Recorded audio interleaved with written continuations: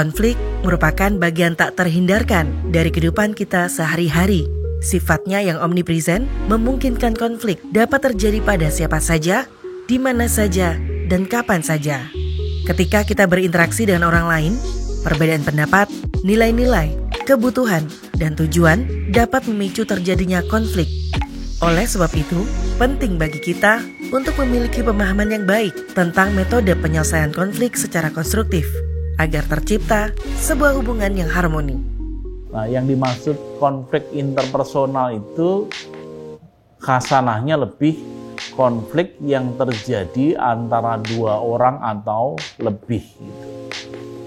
Nah, jadi ketika individu mempersepsikan antagonisme antara pihak satu dan pihak lain, antagonisme itu biasanya diwarnai oleh perasaan-perasaan benci, marah, serta upaya untuk menghalangi dan mengalahkan pihak lain, maka di situ sudah mulai muncul konflik. Dan tadi saya katakan bahwa setiap individu mungkin akan mengalami konflik dalam rentang kehidupannya.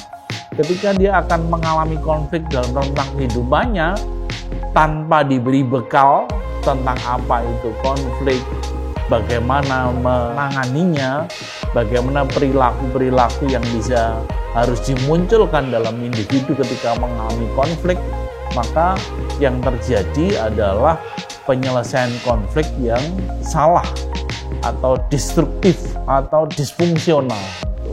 Satu contoh perkelahian pelajar, bullying.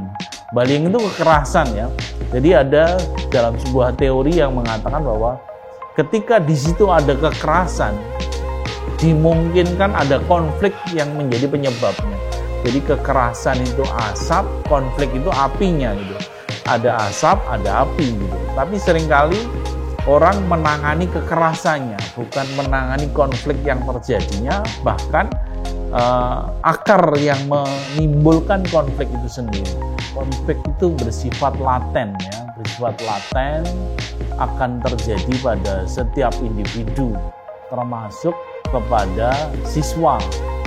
Kalau dari beberapa penelitian saya, itu menunjukkan bahwa lebih dari 70% siswa-siswa itu pernah sedang mengalami konflik gitu ya, pernah atau sedang mengalami konflik dari gradasi tingkat percekcokan sampai dengan gradasi yang sifatnya perkelahian fisik gitu. Nah, selain latar belakang bahwa setiap individu itu pasti akan mengalami konflik, kemudian siswa itu juga merupakan bagian di dalamnya, maka dalam konteks itu saya memandang bahwa konflik ini perlu ada upaya pencegahan ataupun penanganan yang bersifat edukatif. Jadi ada program-program yang bisa dikembangkan di sekolah, yang dalam hal ini kita sering mengenal dengan sistem sekolah damai. Kemudian ada yang mengembangkan program-program resolusi konflik di sekolah. Ini bahkan di tingkat internasional banyak kita temukan itu. Tetapi saya melihat di Indonesia itu belum menjadi sebuah gerakan yang masif, padahal siswa-siswa kita itu rentan mengalami konflik.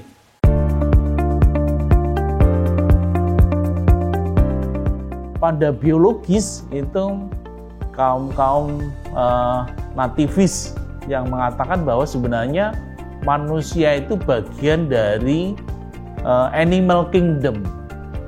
Manusia itu bagian dari animal kingdom, yang artinya bahwa ketika dia bagian dari animal kingdom, ada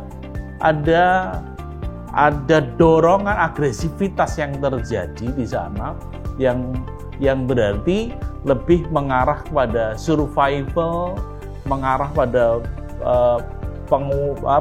penguasaan terhadap satu wilayah sehingga terjadi predatori antara satu dengan yang lain. Jadi manusia kalau dalam perspektif biologis, dalam biologisnya itu ada kecenderungan untuk bertindak agresif juga gitu. Itu bisa kita kenali kalau dalam sisi budaya itu di seluruh wilayah Indonesia selalu ada yang disebut dengan amok ya. Amok itu tindakan agresivitas.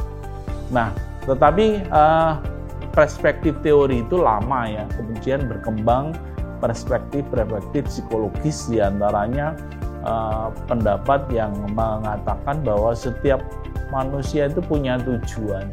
Tujuan itu sebagai indikator keberhasilan, indikator kepuasan. Dan ketika tujuan itu dianggap dihambat atau dihalangi oleh pihak lain, maka terjadilah konflik gitu ya. Jadi manusia itu adalah makhluk yang senantiasa berorientasi pada tujuan dan keinginannya. Ketika tujuan dan keinginan itu dipersepsikan dihambat oleh pihak lain, maka akan di situ awal mula terjadi konflik gitu. Nah, dalam perspektif sosial bahwa manusia itu makhluk sosial, kita pasti berinteraksi dengan individu yang lain. Nah, ketika berinteraksi dengan individu yang lain, individu ini satu dengan yang lain tidak akan pernah sama. Ada pemikiran yang berbeda, ada tujuan yang berbeda, ada harapan yang berbeda, latar pendidikan budaya yang berbeda. Maka perbedaan-perbedaan yang semacam itu menjadi pemicu konflik ketika itu tidak dipahami ya, bahwa perbedaan itu natural, memang semacam itu terjadi, dan kita harus empati menghormati satu dengan yang lain. Nah, kalau itu tidak dipahami, maka perbedaan tadi akan memicu terjadinya konflik. Padahal perbedaan itu tidak pernah bisa ditiadakan. Kita berinteraksi berarti akan menghadapi perbedaan dengan orang lain. Nah, itu yang kemudian kita anggap bahwa konflik itu laten, bisa terjadi kapan saja, di mana saja, siapa saja.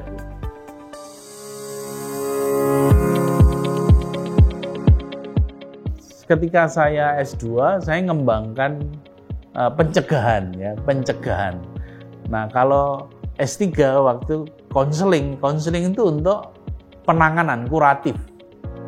Nah, sebaiknya kita mencegah daripada menyelesaikan ada masalah gitu ya. Jadi mencegah lebih baik dari pilihan penyelesaian masalah gitu. Jadi kalau pada saat mencegah itu kami waktu itu saya ngembangkan bimbingan kecakapan resolusi konflik. Di situ ya, ketika bentuknya bimbingan dalam konteks BK itu kalau mencegah memang diistilahkan bimbingan. Sedangkan kalau mengatasi kuratif itu konseling. Gitu.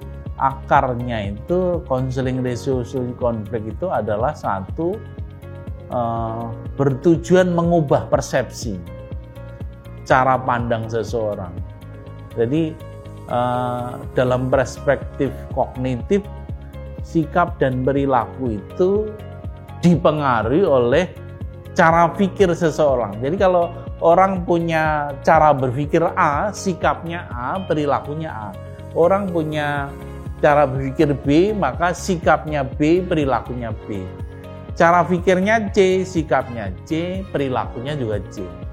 Nah, dalam resolusi konflik itu orientasi awalnya itu adalah mengubah cara berpikir ya, cara berpikir yang tadi dia menganggap konflik itu harus diselesaikan dengan cara mengalahkan pihak lain, berarti win and lose, diubah cara berpikirnya menuju kemungkinan penyelesaian konflik dengan cara menang-menang, win dan win itu. Dalam konseling resolusi konflik ada 3 hal yang dirubah, konstruksi pemikiran, kemudian pengubahan sikap, dan yang ketiga adalah pemberian keterampilan dalam resolusi konflik. Dalam hal ini berbentuk negosiasi, kolaboratif.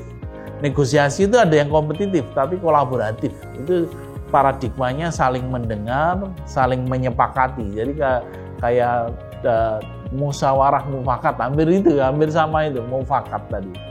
Itu negosiasi. Nah, kalau mediasi itu dibantu oleh pihak lain ketika secara perseorangan dua orang itu menganggap, oh kalau kita udah tengkar kan egonya tinggi, jarang yang kemudian ayo omong-omongannya, jarang, mesti biasanya ada pihak ketiga yang mendamaikan itu. Pihak ketiga itu orang yang dalam konteks ini konselor ya, kalau di sekolah. Konselor pun pandangan saya perlu memiliki keterampilan konseling resolusi konflik tadi.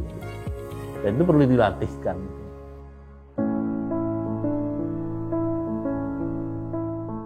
Ketika dalam bimbingan itu konselor bisa masuk kelas sebenarnya, bisa masuk kelas, kemudian menyampaikan materi itu bisa studi kasus, ya bisa studi kasus-kasus itu persepsinya bagaimana, kalau ada anak berkelahi kira-kira pandanganmu bagaimana dan sebagainya. Jadi dalam bimbingan itu pada dasarnya kita ingin memberikan pemahaman bahwa konflik itu ada dalam dirimu, dalam kehidupanmu, bahwa konflik itu ternyata bisa diselesaikan secara negatif maupun secara positif, dan itu pilihan. Nah, kalau kita akan memilih secara positif, ini caranya gitu. Ada keterampilan negosiasi, keterampilan mediasi ataupun musyawarah, itu kita latihkan dalam rangka mencegah. Nah, tapi kalau kemudian sudah ada konflik yang terjadi, berarti ada konseling gitu ya. Konseling berarti membantu seseorang itu untuk dapat menyelesaikan konfliknya secara positif. Nah, tadi asumsinya bahwa ketika seseorang sudah mengalami konflik dan menyelesaikan cara negatif, berarti asumsinya ada persepsi yang salah, ada sikap yang belum benar, belum dimiliki keterampilan. Nah, di situ konselingnya mengubah persepsi, mengembangkan sikap positif, lalu keterampilan itu diajarkan.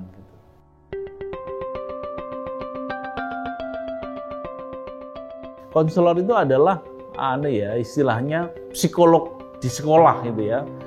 Seseorang individu profesional yang dididik untuk memberikan pelayanan perkembangan pada peserta didik. Di antara layanan perkembangan itu adalah bidang sosial. Di dalam bidang sosial itu ada hubungannya dengan bagaimana kita bisa interaksi satu dengan lain secara baik. Nah, persoalan di dalamnya diantaranya adalah konflik itu sendiri gitu. Nah, konflik itu kalau mengacu pada teorinya Galtung kan ada segitiga ABC ya. A-nya itu antecedent, B-nya itu behavior, C-nya itu contradiction, pertentangan itu sendiri. Jadi ada 3 kutub ketika kita akan menganalisis sebuah konflik itu, yaitu antecedentnya, behaviornya, lalu contradiction. Contradiction itu pertentangan, dia bersifat alamiah. Contradiction itu alamiah. Jadi kalau kita bertentangan dengan orang lain, ya itu natural, alami. Tetapi yang menyebabkan akan menjadi sebuah konflik itu akan diselesaikan dengan positif atau negatif ada di B-nya, behavior, tindakan kita. Di dalam B itu ada persepsi dan sikap. Nah, Galtung mengatakan bahwa ketiga kutub itu akan mengarah pada 2 sisi ya. Apakah dia akan beranggapan pihak itu sebagai kawan atau sebagai lawan. Nah, persepsi dan sikap, kalau individu memandang sebagai kawan, maka ABC itu akan mengerucut pada penyelesaian kawan. Tetapi kalau ABC itu mengerucut pada lawan, maka akan terjadi pertikaian begitu. Nah, jadi titiknya itu ada di wilayah B itu. B, behavior. Dalam behavior itu ada persoalan persepsi, cara pandang individu terhadap konflik. Kemudian ada sikap yang kemudian akan menuju ke lawan atau kawan, dan yang kemudian adalah perilaku yang mengarah kepada penyelesaian itu. Dalam konflik itu ada terbedakan 3 ya. Paradigma solusi konflik itu ada yang lose-lose, penyelesaian konflik kalah-kalah. Kemudian win-lose, penyelesaian konflik yang kalah-menang. Dan win-win, penyelesaian konflik yang menang-menang. Nah, paradigma ini selalu akan menjadi pilihan dari individu, tetapi jarang yang memilih cara penyelesaian konflik yang win-win. Mengapa jarang? Ya ini butuh kemampuan tadi, butuh kepemilikan pengetahuan, butuh penumbuhan sikap, butuh ada keterampilan dalam manajemen konflik, baru bisa win-win. Tapi kalau ini tidak ada, pilihannya 2 tadi. Apakah akan lose-lose, kalah-kalah, podo hancur ya, ataukah win-lose, kalah-menang. Ya, kalau paradigma kalah-menang itu pilihannya selalu menggunakan kekuatan gitu ya, kekuatan, power. Nah, sopo kuat, sopo sing menang gitu kan, ya tempur lah gitu. Nanti win-lose gitu. Nah, resolusi konflik itu mengajak kita untuk menyelesaikan konflik ke paradigma win-win tadi, menang-menang.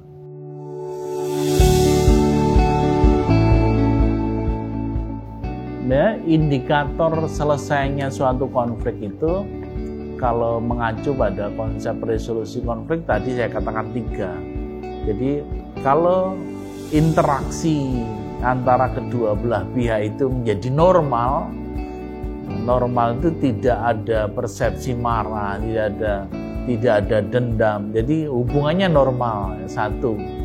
Jadi ada interaksi yang normal antara keduanya. Yang kedua adalah kesepakatan tujuan tadi, adanya pemenuhan tujuan kedua belah pihak yang saling disepakati. Nah, sebenarnya dalam konflik itu jarang kita menemukan seseorang itu ketika konflik terjadi terus ngomong-ngomongan tentang tujuanmu apa sih yang kamu inginkan. Jarang. Yang terjadi ya wis awakmu ngene salah, awakmu ndak bener dan sebagainya.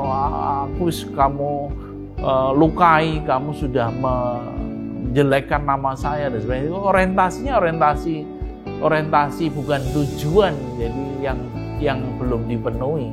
Indikator yang ketiga adalah ada power antara kedua belah pihak, energi positif, kekuatan positif yang saling dikolaborasikan. Nah, 1-2 itu udah bagus, jadi interaksi yang terjaga, yang positif. Yang kedua, terpenuhinya tujuan-tujuan yang dihambat disepakati tadi. Ini indikator. Nah, untuk penyelesaian itu supaya mengikat, maka itu harus tertulis menjadi kontrak bersama gitu. Jadi kontrak bersama, kalau dia berdua ya yuk ditulis bersama, ditandatangani, disepakati. Kalau itu antar kelompok ya ayo itu sepakat, kelompok-kelompok, ketua kelompoknya, kepala sukunya tanda tangan, ataupun anggota-anggota tanda tangan semua. Nah, ini menjadi kontrak yang disepakati solusi.